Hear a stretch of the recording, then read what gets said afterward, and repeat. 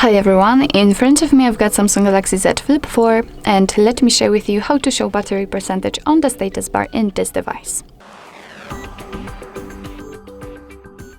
So if you want to have this kind of information, so if you want to have the percentage next to the battery icon, then simply enter the settings, and right here we have to scroll in order to find the not the display, but the notifications.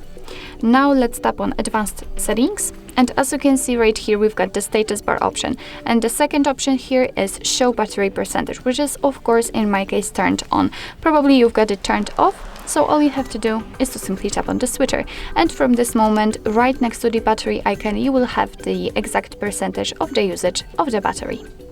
So basically that's all. This is how to show battery percentage on the status bar in your Samsung Galaxy Z Flip4.